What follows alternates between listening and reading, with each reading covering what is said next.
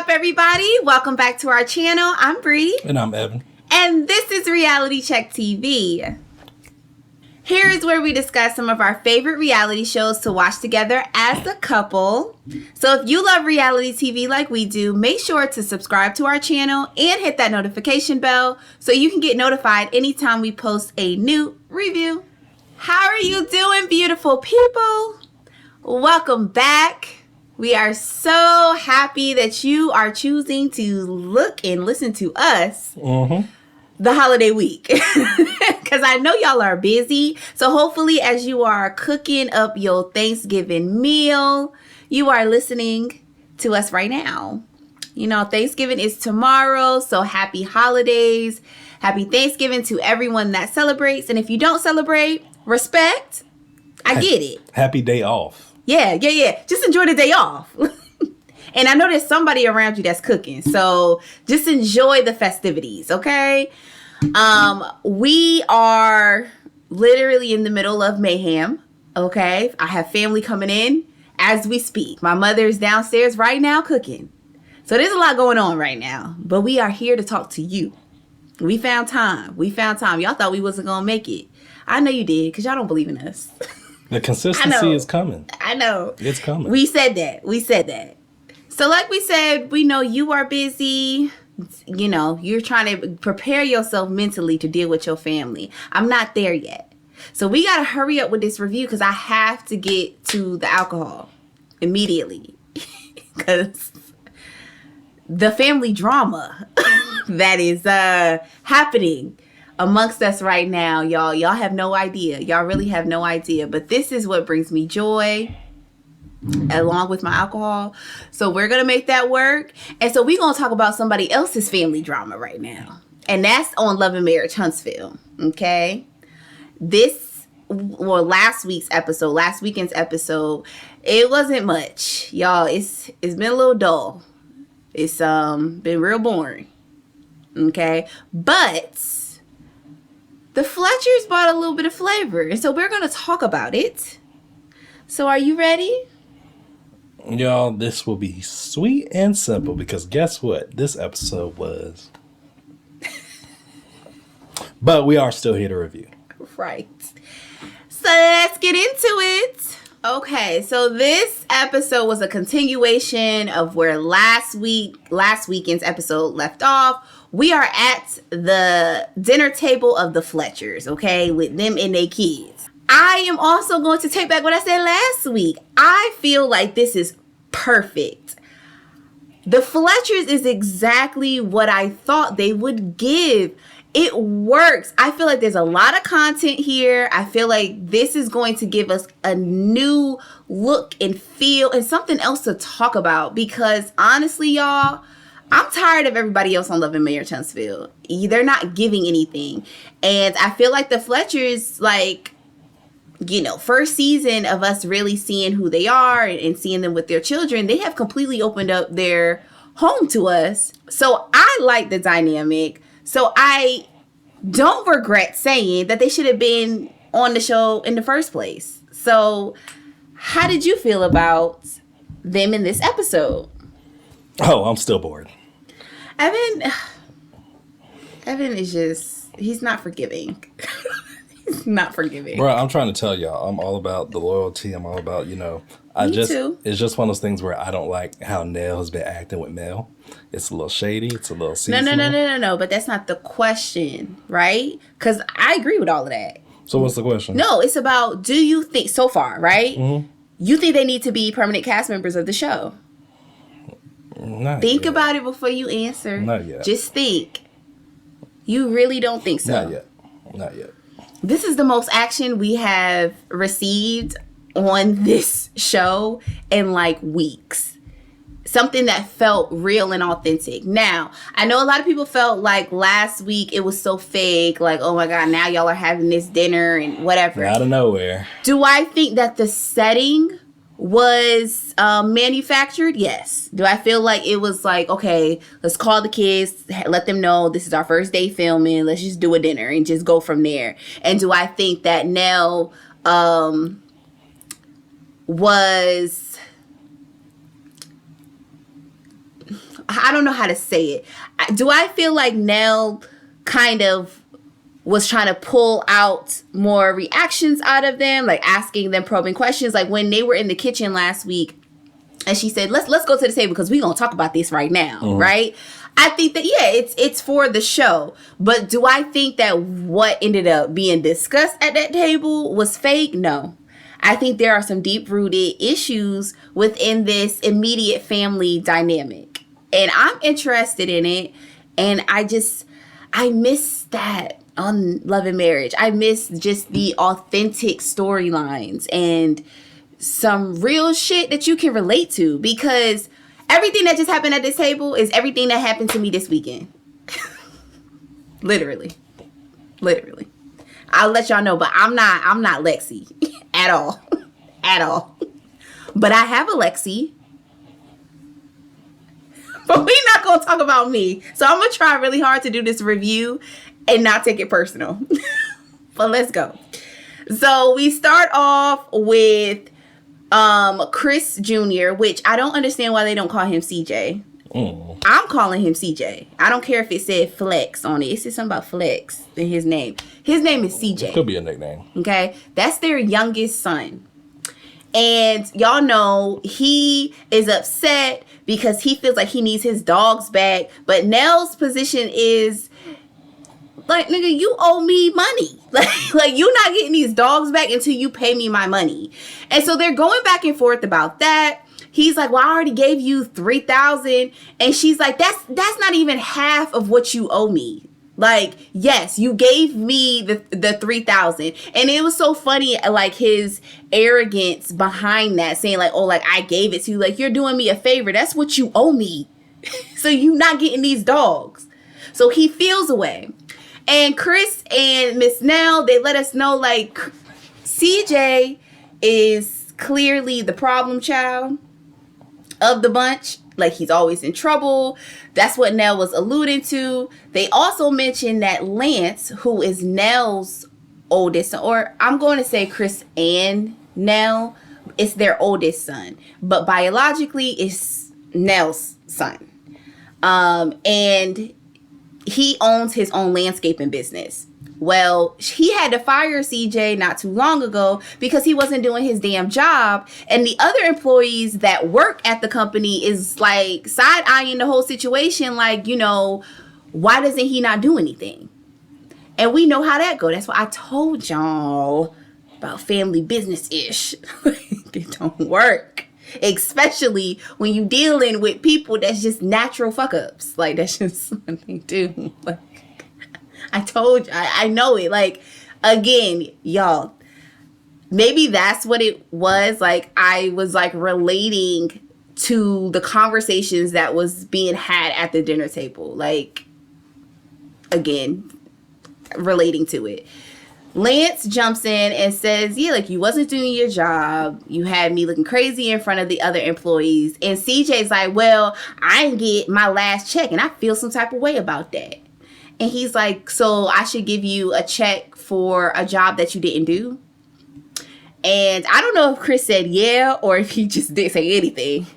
Or CJ. I don't know. Her kids are such bums. It was so hard watching this scene because they're such bums. Correction. You said her kids. Chris and Nell's kids. Okay, don't blame her. Chris and Nell's kids, no offense, seem like bums. Like, they seem like their parents bail them out of everything. Nobody's independent. Like, y'all gotta excuse me for this part while we're talking about them. For me, it's kind of like what? They're losers. What do you want me to say? Dang, Evan, we don't even know them like that yet. Bro, but how they're acting, they're acting like they're entitled to their parents' relief funds. Oh, absolutely. And my thing is, I'm very big about respect to your parents and being appreciative of them bailing your ass out. Yes. And how they are talking, for me, it's like, I really can't resonate with them. Bunch of bums. Well, speaking of bums and being entitled, let's talk about Lexi. Lexi is Chris's oldest. Biologically, that's his first daughter. She has been in Nell's life since she was 16 months, right? So pretty much her entire life. However, it sounded like Lexi also was raised primarily by her mom. So, like, that was her main house. But, of course, I'm going to assume probably spending weekends or part-time at her dad's and Miss Nell. But Lexi chimes in, and somehow, some way, we get into, well, I didn't get a new car.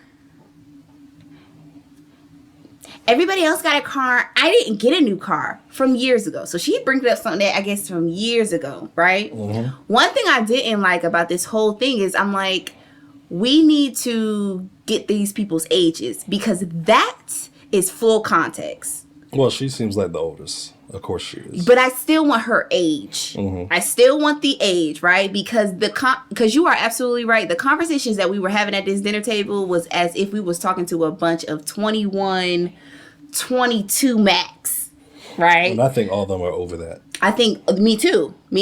Especially Lexi, because she makes a comment later that we'll get to.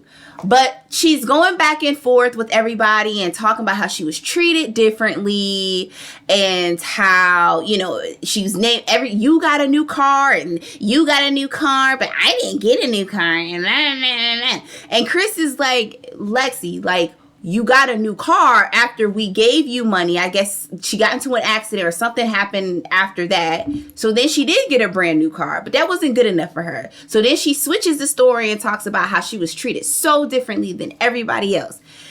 All of her siblings, including her cousin, and her cousin's name is Kiki. Kiki is the cousin, the niece, that's kind of like been raised like the other sibling, right? Everybody chimes in and is like, girl, like, that's because you keep isolating yourself and you are the problem. Like, we have tried over the years, but you want to separate yourself and it's always some drama with you. And you don't take accountability for everything. You always want to play victim. It's always, woe it's me, all of that. And when I'm telling you, I resonate. I resonate with what all the other siblings was saying to this one person. But she's like, no, y'all are lying. Everybody's a liar at the table. Everybody's lying and saying, y'all didn't even show up. Y'all barely showed up to my wedding. And they're like, girl, like, you barely put us on the invite. And what are we talking about? Like, what? Y'all go on vacations without me. Y'all don't include me in anything. I don't even talk to y'all. Y'all just, like, leave me out of everything. And they're like, that's not true. You do it to yourself. She then gets mad. She's like, if y'all keep lying, I'm leaving and I'm not playing. So she storms out and she says, everybody can kiss my ass. Nell's like, well, you kiss my ass. The other two girls, Kiki, and I didn't get their youngest name. I have everybody's names except for the youngest daughter. But she called her a bitch on her way out. Like, they was over her. So she storms out, her and her white husband. And they get in the car. Chris goes outside to try to talk to her. He's trying to reason with her. He's like, you know, like, what's going on? What, like, where's all of this coming from type of thing? Or not where's it all coming from? Because it seems like this seems to be a pattern with Lexi. And she's just going on and on about how everybody got a new car and how, I think she said Kiki got a Mercedes. Like, she keeps bringing up the car. And you know, Chris is really calling her out as far as saying, like, that's not true. That you know that's not true. And then she says, you haven't even been there for me. And he's like, I mean, I've made my mistakes, but let's not make it seem like I have not been there. She was like, well, you haven't started being there for me until I was like 28. And then that pisses Chris off. Chris is like, you're effing lying. Take your ass home. I'm done. And he walks away, right? And they drive away. And then that was it. Now, my opinion. That was a quick summary, y'all. That was like the ghetto summary of what really happened. Thank God. But my opinion. Y'all, I am not a parent. However, I am a daughter and I'm a sister. So no, I can't tell nobody how to parent, but I can just say, as a daughter who was once a child, I can tell you what don't work. And what doesn't work is when you keep giving, and spoiling your children, bailing them out of situations, not holding them accountable, not teaching them responsibility, but they keep finding themselves in situations, and then your response is you might cuss them out, you might yell, you might scream, but at the end of the day, you keep bailing them out, right? That's not going to work now. That's not going to work. Nell's whole issue, she's so upset because she feels like they give more respect to Chris, and they keep going to Chris and talking to Chris, but they are not coming to her. They're not letting her know certain things, and then she feels like they're not respecting her. But then also they are like running her dry out of her money, right? So she keeps giving out money. They even said at the table that they helped financially with Lance's landscaping business. Nell pointed at all of them and said that she had to bail all of them out of different situations or help out financially, and she never gets her money back. But Chris gets his money back, right? And at the end of the episode, Chris comes to Nell's daycare to have the conversation about what happened at the dinner. And Nell says how they haven't heard from CJ. Like, he's not answering any phone calls. I guess he mad at them, specifically Nell. And Chris is still at a loss with Lexi, right? And so they're just talking about everything that transpired at that dinner. And Nell says, like, they keep paying you back, but they don't pay me back. But they be talking about, can we put them on a payment plan? And she mentions how I think the niece Kiki said that, it's easier to talk to Uncle Chris. And Chris lets her know, like, they feel like when they go to Nell, she'll scream, she'll yell, like it's more negativity versus when they go to Chris, and Chris will actually talk to them. However, Chris doesn't open up his wallet to them as often as Nell does. And so in that case, Nell, you are the issue. You're the problem. Because at what point are you going to set boundaries with your very grown children? Right? Like, you have to be able to set boundaries. Y'all, I'll be honest with y'all, despite what I said earlier, the kids feel all entitled. I don't know if they feel entitled because they're aware of their parents' success. Mm-hmm. They know what their parents do. They own businesses. Chris seems like he's a very successful realtor in Huntsville. Nell owns her daycare. Like I said, we don't know their ages, but a lot of them seem like they're just so comfortable with their parents' assistance. Bailing them out week by week, it seems like. Like I said, little Chris Jr., whatever. Bruh, dude, I don't know how old you are, but it's like, for his mindset to feel like, oh, once I get out of jail, whatever, where are my dogs? Right. And that to for be you your to priority. feel like they didn't, number one, they paid to take care of your dogs. Right. Because they probably knew your dogs meant something to you. And then they mentioned about going to send the little veterinarian hospital, whatever you got to do to the dogs. It was like $3,800. Not to mention the $6,000 to bail you out. So you feel like everything in life is free. That's what I'm feeling like I'm hearing from Chris Jr. But it sounds also like he continues to put himself in these sticky situations because he knows mommy is going to bail him out. And that's when Nell comes in. That's when Nell, the biggest thing, if Nell wants change, Nell needs to back away. And she needs to let them kids swim. Yes. If they get in any trouble, give them some advice, but do not open your wallet. Because the thing is, the more you open your wallet, the more accustomed they feel like you're going to do things, and they're going to take it for granted. Right. I mean, my main thing is don't you want your adult children to be self-sufficient? I mean, as a parent, you can want that. Doesn't mean it's going to happen. No, I'm saying you should want that. So my thing is enabling the behavior and not setting boundaries. Like, you are doing way more harm for them than what you think. Like, way more harm. Like, again, everything is not going to be given to you or handed to you. And now I'm not always going to be here to bail you out. You have to do better.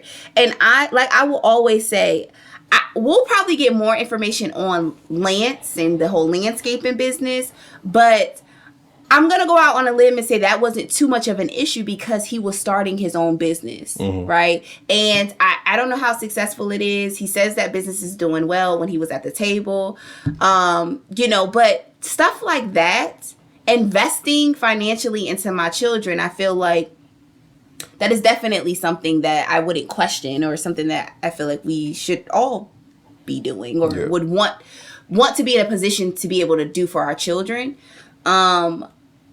But the whole you going to jail, and then like you said, he come out and he talking about where the dog's at. Like, wait, what? And now you not answering my calls like I did something to you, because now you got an attitude. Like, you got, like, no, you don't want to have spoiled, entitled children that are now adults, because they're probably assholes in real life. Like, outside of being your kids, they're probably assholes. Like, CJ looked like a hot ass mess. CJ looked like he about to go ruin somebody's life right now. That's what he looking like. But everybody at that table I think that I'm gonna say that they're over the age of 25. Everybody that was at that table. I think everybody's over there. Yes, and so at this point, I think that changes the dynamic of the conversation. But now, put your foot down. Put your foot down. She said to Chris at the daycare, she was like, she ain't dealing with it no more. She's not crying, no more tears.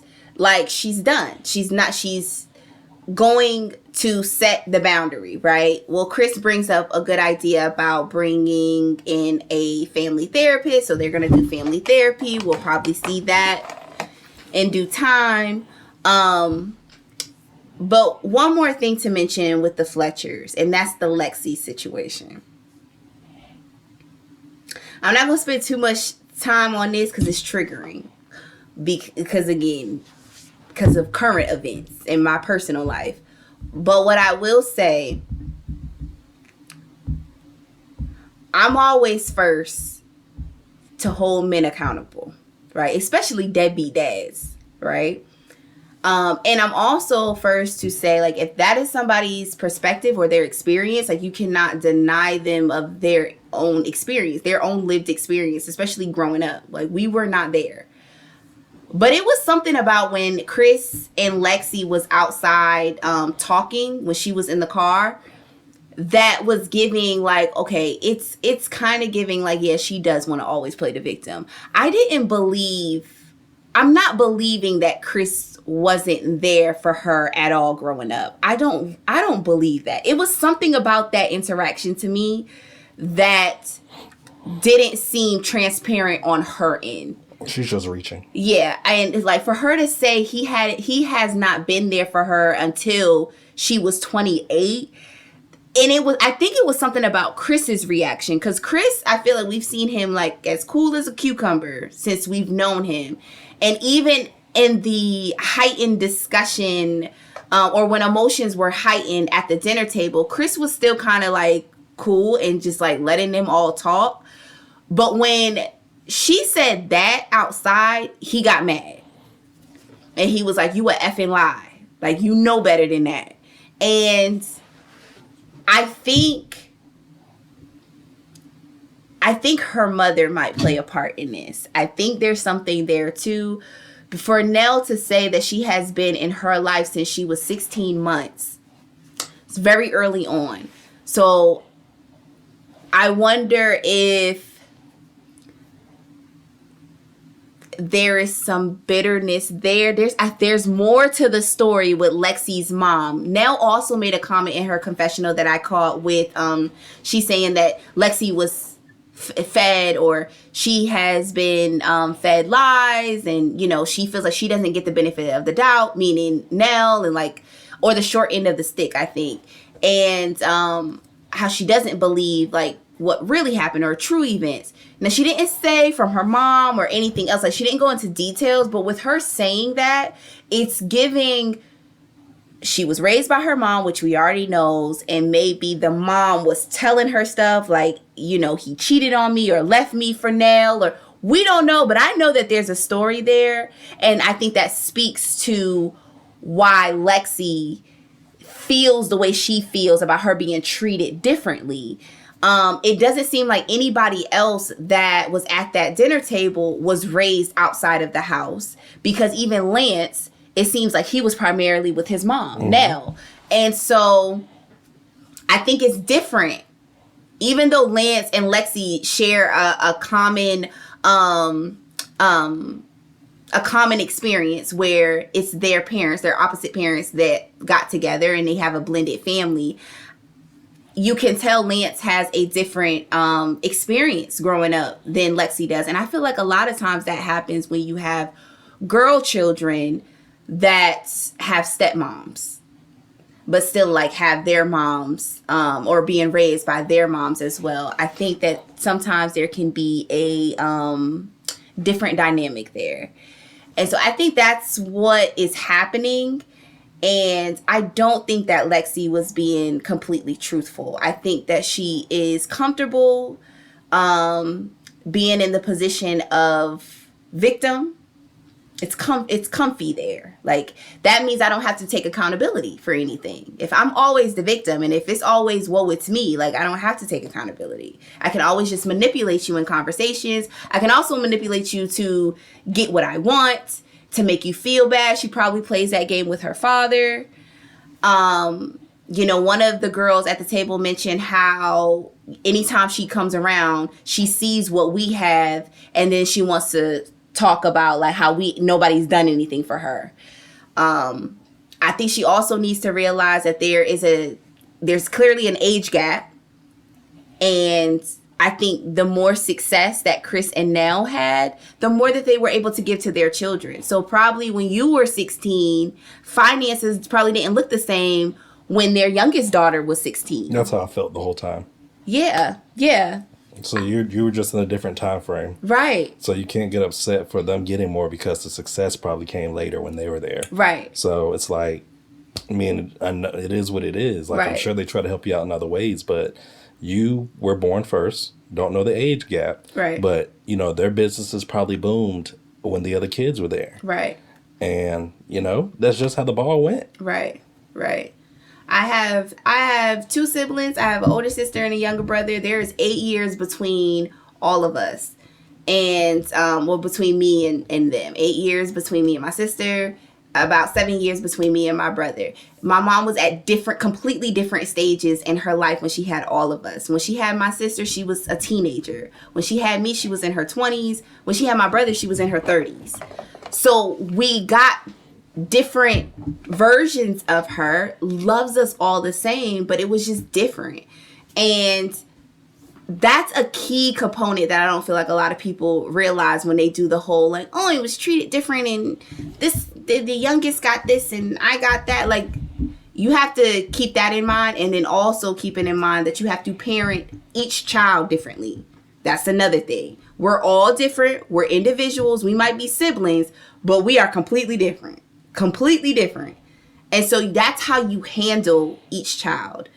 But we're going to see what happens with the Fletchers. I'm looking forward to it. Again, I have a lot more questions before I really come up with like a conclusion on each person.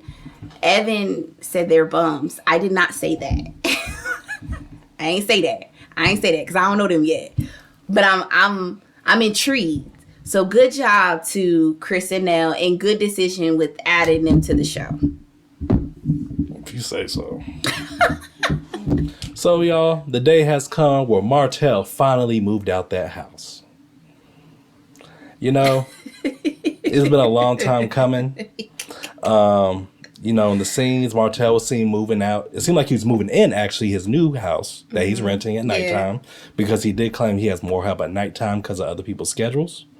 He also needed a rush to move in because he's about to get surgery, too. He's going to be getting cosmetic surgery for the bags under his eyes. He got a little tired from stalking mail over the years, so those bags grew. And he is also very vain. Like, okay. But just like a Kappa.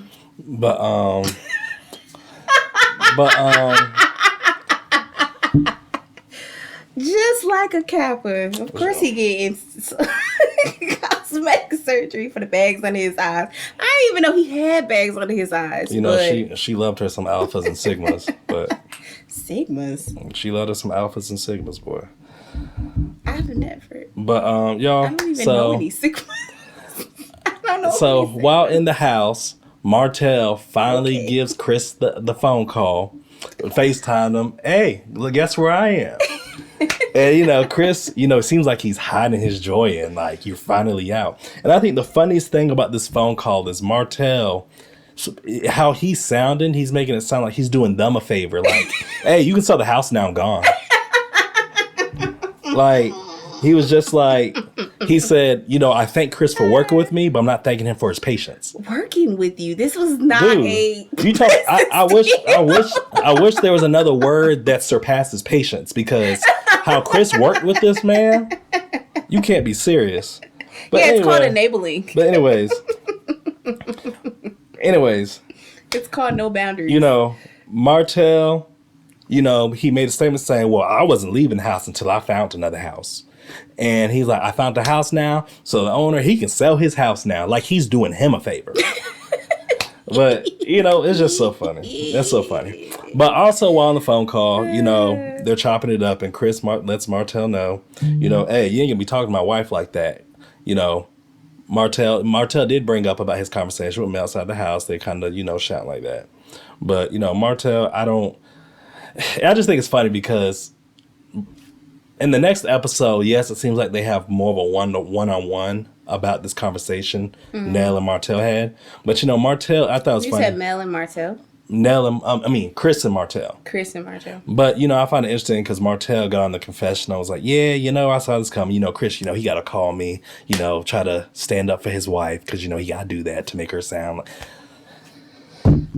Anyway, Martell. He said that as if, like, because he made the comment, like, oh, yeah, to satisfy his wife. Yeah, to satisfy his wife. What about... Not everybody's you, Martell. Like, there are actually men out here that don't play them type of games. Don't play with their wife. But, Chris wasn't home, was he? No, he wasn't there. Oh. That's how they ended up talking. Okay. He was dropping off that wine, but he wasn't there. Okay. But, yeah, so, y'all, Martell's finally gone.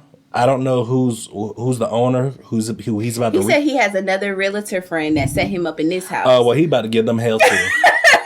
He about to give them hell, too. I said, y'all gonna get enough of giving Martell some house. He gonna give them hell, too. I told you, I don't understand how this nigga got friends. How he got friends? He has so much information on them that they can't go.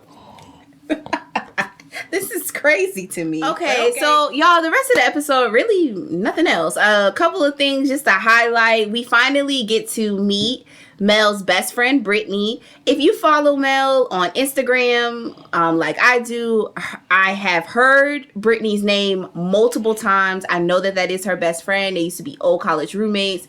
So they're talking, they're just having like a little fun moment. It was good to see Mel with an actual genuine friend and not one of these fakers from the show. Mm-hmm. So I did appreciate that moment. Mel was getting on her about not coming to her name change ceremony, but the girl had to go to her niece's birthday. And at that point, I was like, Mel, let it go. Like, I know she was playing, but I was like, Mel, come on. Like, no. And if you get married again, girl, like, there you go. Mm-hmm. Your name gonna change again, but whatever. But that was a cute moment. She said that the vagina is gonna be international, so she is looking for somebody overseas. She over this. She over this over here. So she gotta expand her horizons. We talked to Courtney and Stormy. They are just talking about how far the business has come along, and Courtney ended up hiring Junior back. Mm-hmm. That was interesting. So we will see how that goes. But I told y'all, I felt like that was some BS to begin with. The whole firing of Junior. We didn't have too much insight into everything that was going on, but between all of them, business wise. But I felt like they fired him. I feel like they jumped the gun with firing him. But Courtney is like, I believe in him, and like he gonna be straight or whatever. So good for them. Stormy does mention that she's going to play mediator for Kiki and Tiffany to have their little sit down. And that's how the episode ends. So we end with Kiki coming to Stormy's guest house. And as soon as she walks in, you know, she's sweating and she's saying because she's doing the methadone treatments, and she just instantly goes into how great the methadone treatments are and how far she's come along and, you know, where she wants to go. Y'all, I keep telling y'all every episode, I'm sorry. I still am just not invested in the Kiki Tiffany drama. I really don't care, y'all. Like, I'm so sorry. I'm gonna try.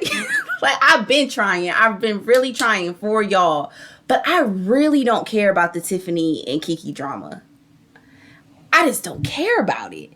I will say this. Last week, I think I made the comment of like, oh, what I thought she said on Carlos's show wasn't that bad. But they showed more clips this episode, and Tiffany was running her mouth. But I told y'all that's that the white lady in her. Like, she get out of line. She too much dip on the chip. That's all I'm saying. Like, she do too much. And Stormy's main thing is, you know, it seems like Kiki like to fight physically. So look, white lady, you might want to pump your brakes. This might not be the smoke you want. And you know that's not the smoke she wants, because when she comes into Stormy's house, she got the baby on a boob. And I said, I see what you did there, Tiffany. Tiffany's like, you can't hit me if I have the baby with me. So if this go left, I got the baby. And I can use the baby as an excuse, like, oh, I got to get him home. You know? Tiffany knows what she be doing, boy. I see you, Tiffany. I get it, girl. I get it. But that's how this episode goes off. There was really nothing in this episode. It was just the Fletchers. That was it, y'all. That was it. Anything else? I know y'all took naps too. I know y'all did. Somebody in the comments said, maybe it was the Scots. They were like, when they come on, that's when they go make sandwiches. That was funny. Whoever said that, I gotta find y'all's comment. That was actually funny. I laughed out loud when I saw that.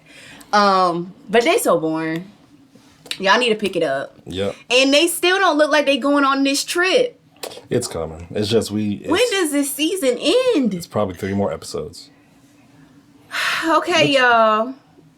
But yeah, y'all definitely tell us how y'all feel. Let us know how your nap was. Yes. You know, let us know what book you're reading during the scene, what food you went to the kitchen to go get. You know, let us know. Definitely let us know in the comments. You know, we're here to respond. Yes. You know, be sure to watch this week's episode. If y'all not busy, I know family may be in time for some of y'all. Yes. If y'all not busy, be sure to watch. If not, watch the next day or Monday. You know, what you got for them? Nothing. You guys, please be safe for the holiday tomorrow. It's please. I know the cops is out on the streets right now. People crazy. The grocery stores is crazy right now. It's the night before Thanksgiving. So just be safe. Don't smack the cousin at the dining room table. Don't just think twice about smacking your cousin. And most important, because I've seen it too much. Smacking their cousin. Season y'all food. I'm tired of seeing online of these naked ass birds. Well, this is our family. They season their food. Tell y'all friends and coworkers, wink wink, season their food. Right. I'm tired of seeing these bare ass naked chickens or turkeys that look like they taste like paste. Well, not y'all though. Not y'all. Because y'all are family. Y'all know how to cook. Y'all know how to cook. I just want to make sure y'all don't fight any family members tomorrow. That's it. And pray for me. But we appreciate y'all. We love y'all. Y'all have a great one. Yes. We will see y'all soon. Yes. Bye.